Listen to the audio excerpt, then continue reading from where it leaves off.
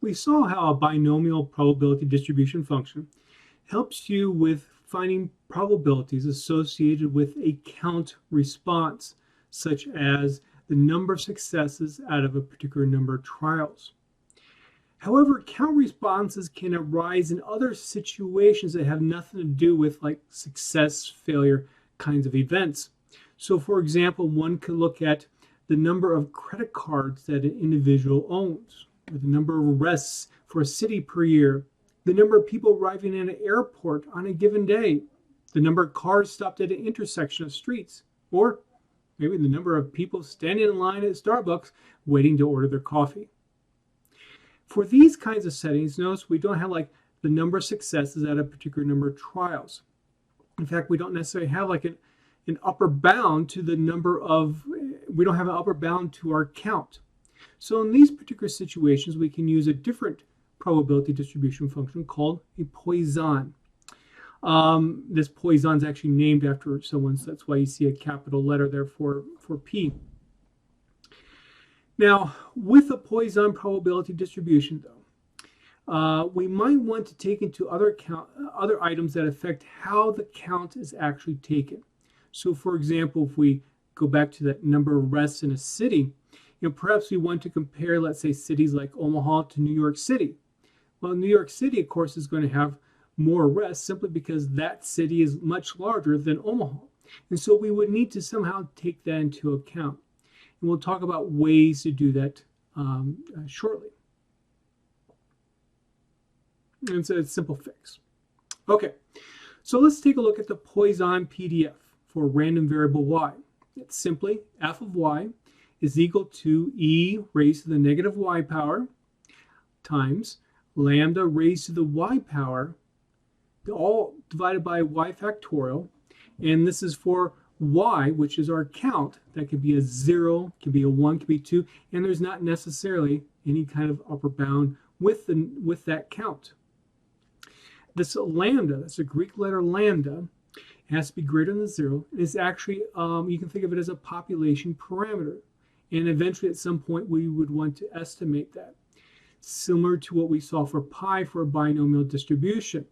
And we saw with that binomial distribution how probabilities are greatly affected by whatever you use for pi. Same thing is going to happen here. Probability is going to be greatly affected by whatever you use for lambda. Now, to calculate f of y, you could simply program in that equation into R, or you can more simply use the d Poisson function in R. We'll see examples shortly. One could also find the corresponding Poisson CDF as well. To find that in R, we can use the p Poisson function. And one can show that for Poisson PDF, that random variable has an expected value of lambda. In other words, mu, in other words, expected value of y, is equal to lambda, that parameter that we saw in that distribution. Also, what's very interesting is that the variance of the variance of y is equal to lambda as well. So that's kind of cool how the mean, expected value of y, and the variance, var of y, is exactly the same thing. One problem, though, is that this essentially, that's a restriction, can cause problems with the PDF being truly representative of population. Sometimes what can happen is in an actual real-life situation, the variance of y is greater than the expected value of y. And when that happens, you have what's called over-dispersion. Don't worry about that name. I just want to bring it up that in a real-life situation that can happen, and there are fixes to it. Unfortunately, we have limited time in our course, so I don't have time to get over it. But if you're interested, you can take a look at some of my course notes that I've done for a categorical data analysis course. You can go to my website to find the corresponding course where I do talk about fixes to this kind of a problem.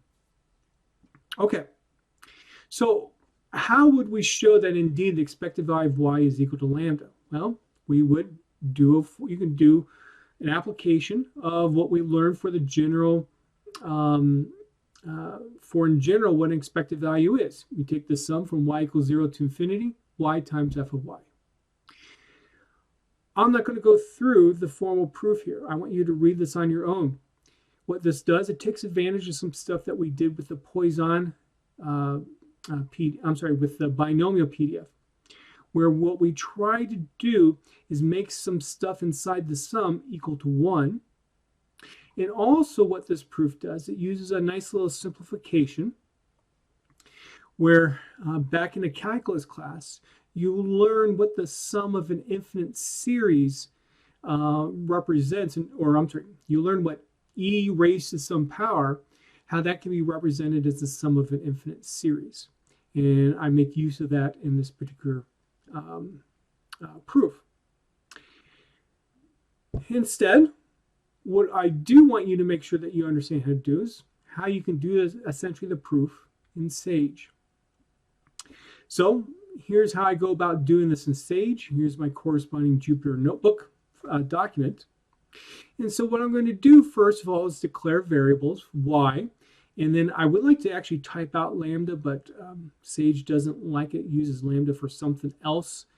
So you can say a reserved word, and so instead I just use L instead. That's not a 1, it is an L. Then I need to tell Sage, hey, let's assume that y is greater than 0. One could do also something like that with a lambda too, but this ended up working out without me doing that. Then I can type in what f of y would be. So exp negative lambda, or negative L, times L raised to the y power, all divided by the factorial of y. And then I print it out. Of course, with any kind of discrete probability distribution, if you were to sum over all the possible values and evaluate f of y for it, it should be equal to 1.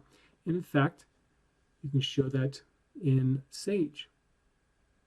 So to find the expected value of y, or mu, I take the sum, y times f of y. I'm going to sum over y. And when am I summing? From 0 to infinity. Put that into what Sage calls a variable mu. And what do I get back? L, my lambda. I can do a similar thing for the expected value of y squared. Put this together with or take the expected value of y squared, subtract the expected value of y, that quantity squared. What do I get? I get my variance, and I get L. Okay, let's take a look at how we can do some probability calculations with the Poisson. Let me come over here to 10. So again, I can use the dPoise function to find or to evaluate f of y. And let's say that y is equal to 2.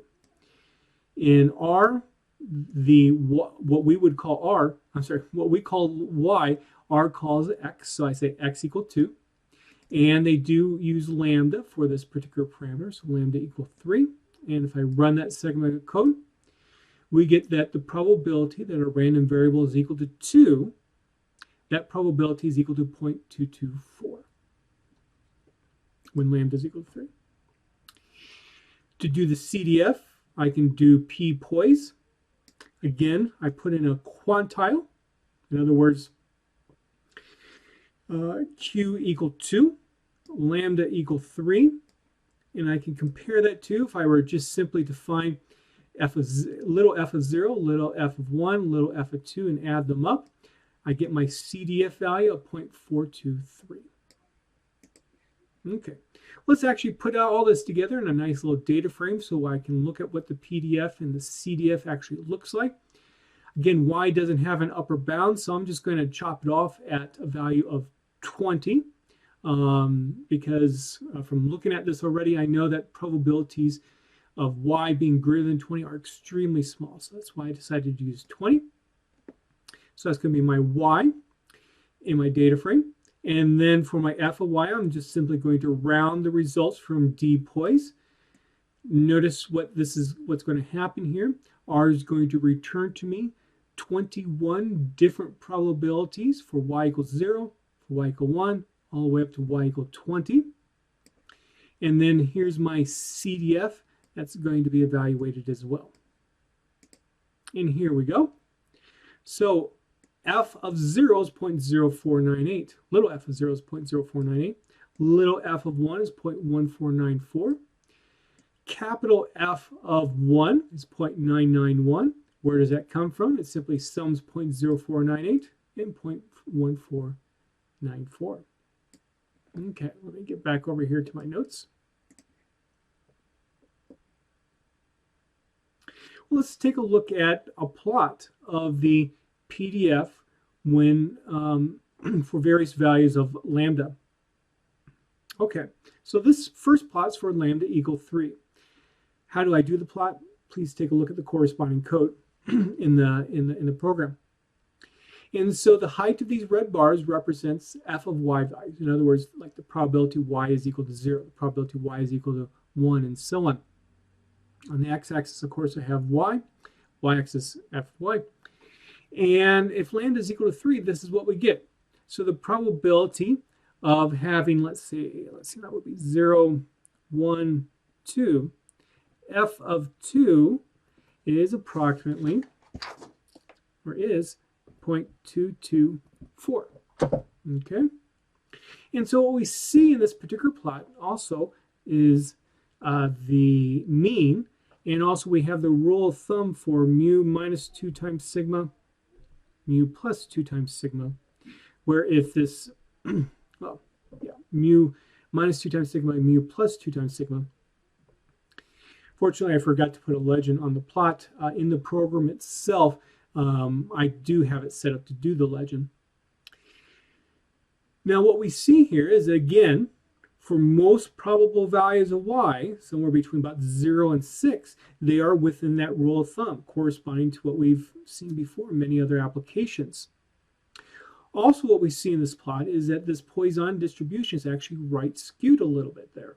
So notice how this seems to extend out a little bit further than what you see on the left-hand side. That's why that occurs. Also, we see it's very unlikely to get values of y down here. Well, that should make some intuitive sense. Lambda is equal to 3 here. So on average, you would expect your count to be 3. So it doesn't make sense to necessarily have a count all the way up to 30. But let's say that we increase lambda to 10. Look what happens. Notice how the plot's shifted over a little bit, because now I would expect on average my count, my y, to be 10. Also, what we see here is that the distribution remains right skewed, but now it's not as right skewed. It's getting symmetric, more symmetric. And in fact, as lambda increases, what you will see is that the Poisson distribution gets more and more symmetric.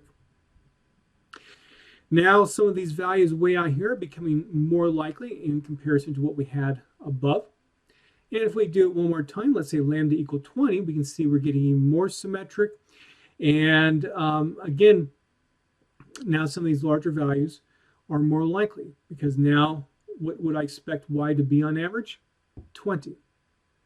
Also, something to take a look at is that notice these red bars in terms of the ones that you can see. You can see a lot more in this lambda equal 20 plot than you can for the lambda equal 10, lambda equal 3 plot.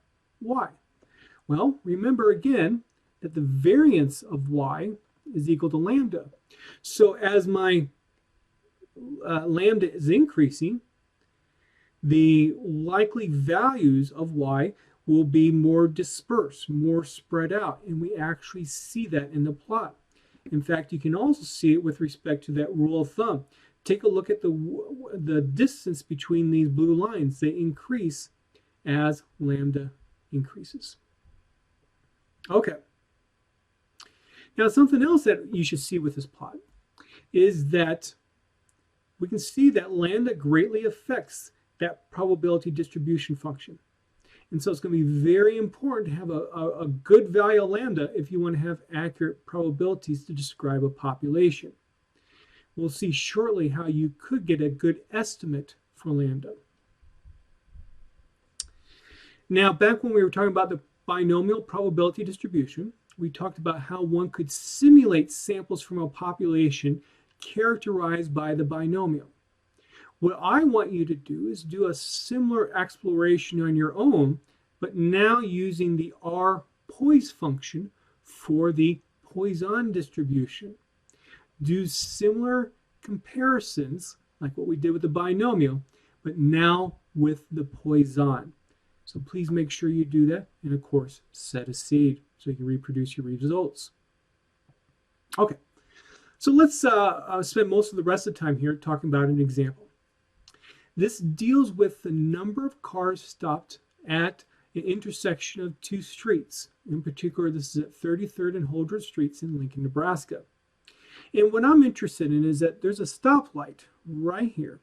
And I'm interested in these cars that are going south on, unfortunately it's not labeled here, 33rd Street. I want to know, or I want to, let's say, model the number of cars that would be stopped at that stoplight. Now, why would I want to do that? Is it because I have a lot of free time on my hands? No. The reason why is I often go through this intersection and I know there's a fire station that's located right there. And what I have seen on a number of occasions, if I, let's say, draw some cars here, this might be kind of crude.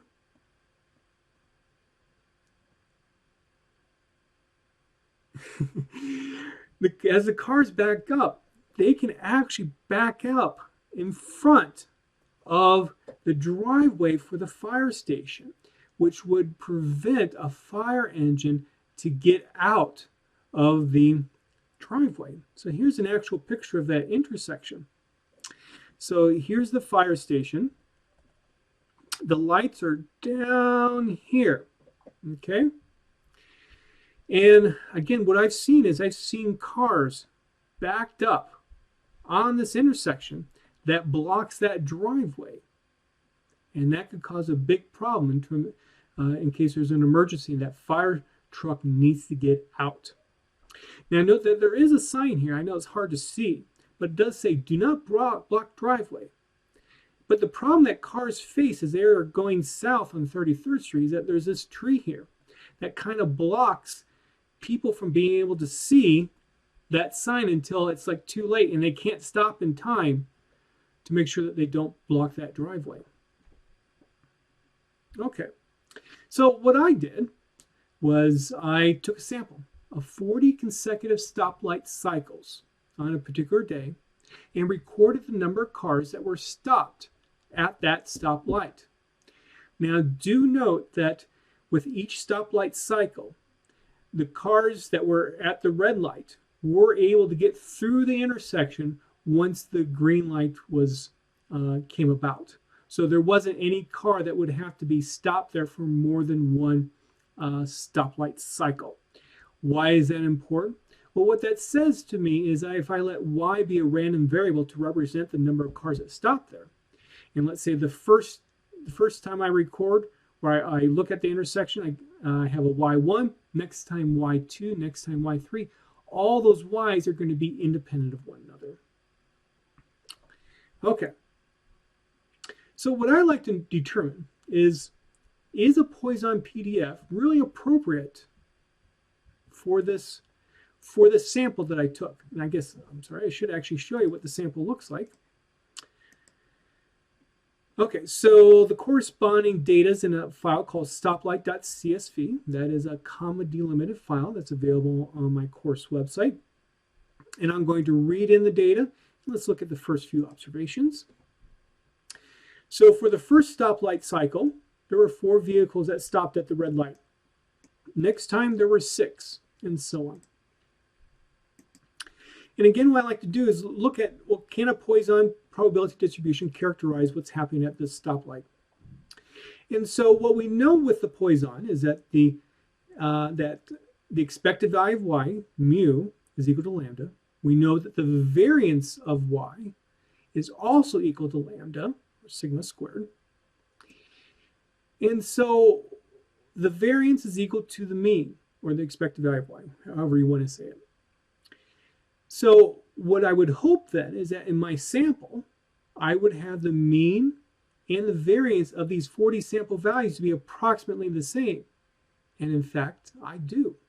Variance is a little bit higher, but not much. And so this right now is telling me, hey, maybe a Poisson PDF might work for this situation. But we need to go farther. So what we can do, and this is on page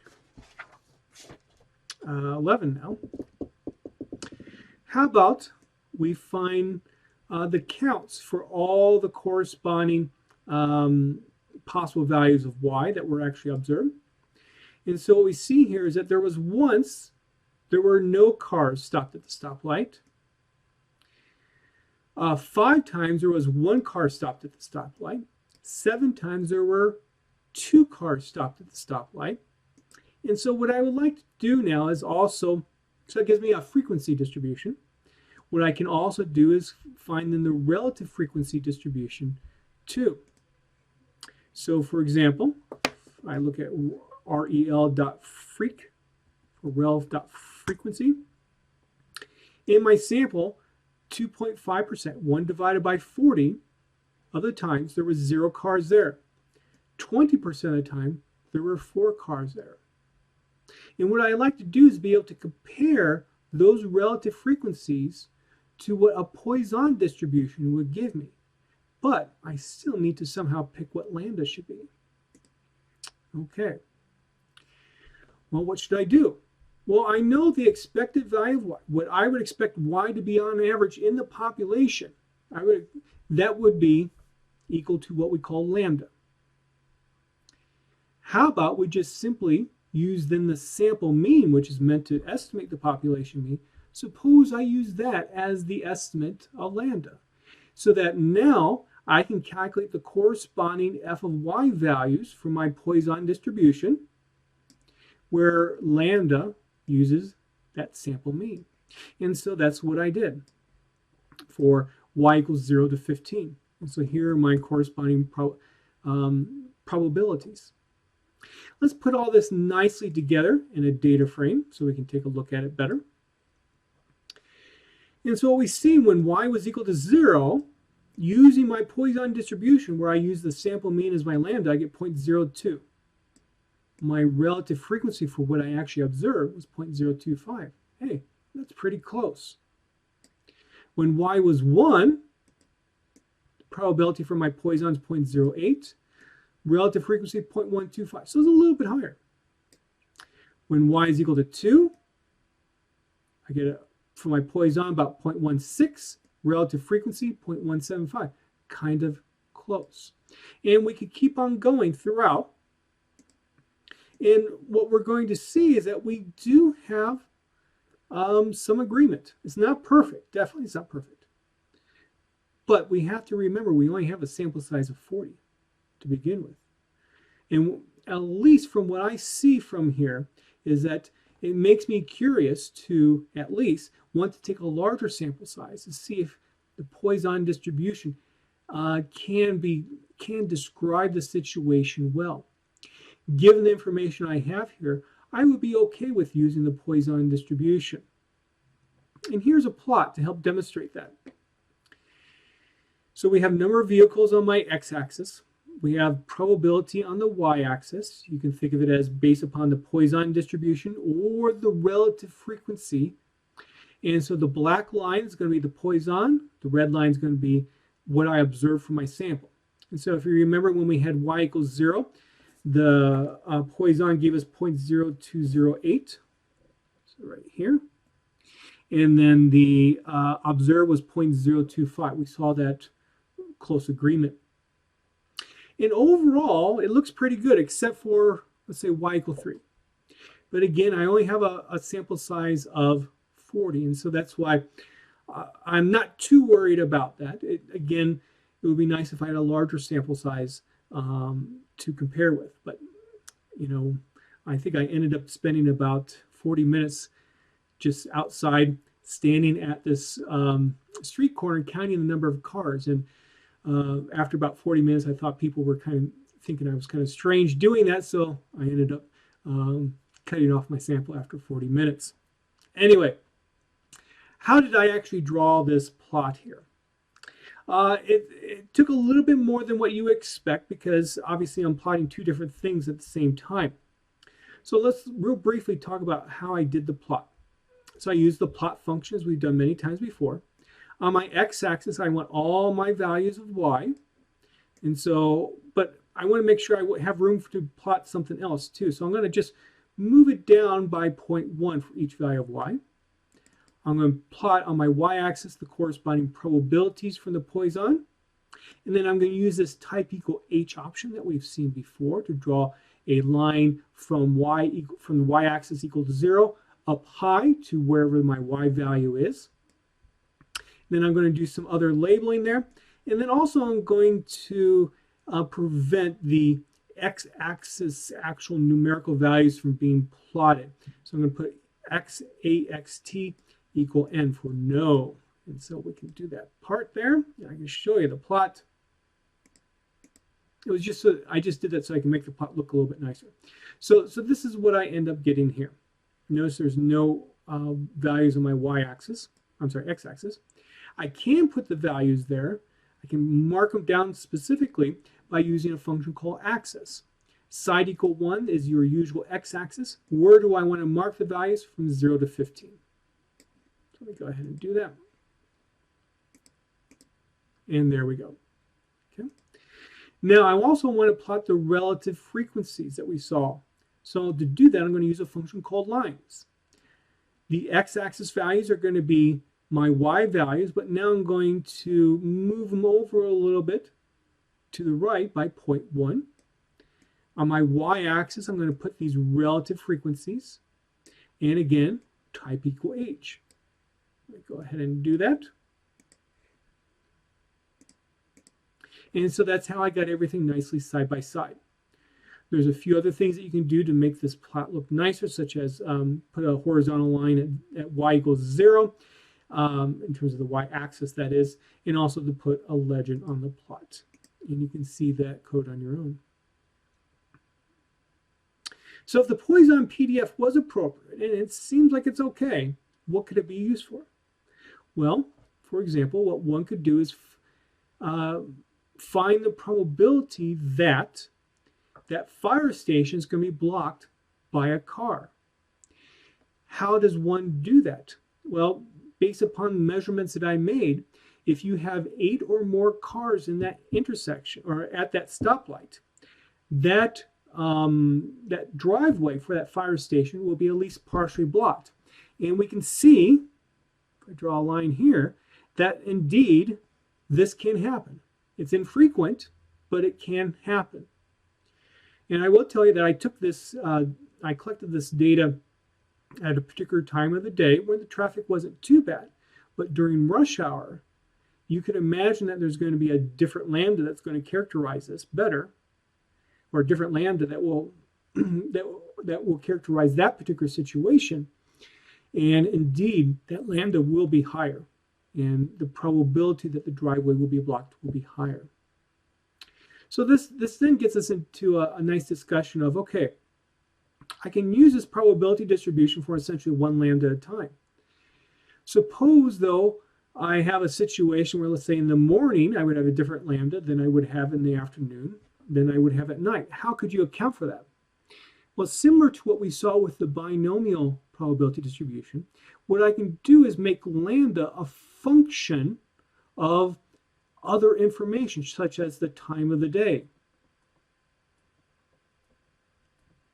So we could set lambda equal to a plus b times time. And a and b can be parameters in your population. And there are ways that you can actually estimate this. When I do something like this, I do what's called Poisson regression. This is a topic that I often talk about in my categorical data analysis courses. So if you want to know more about that, take my course. Okay, so just a general question about PDFs. Why do we examine them at all? Well, the key thing is that they can be used to model real-life events, as what we saw here with the stoplight example, as we saw with the field goal kicking example. Very often they work very well.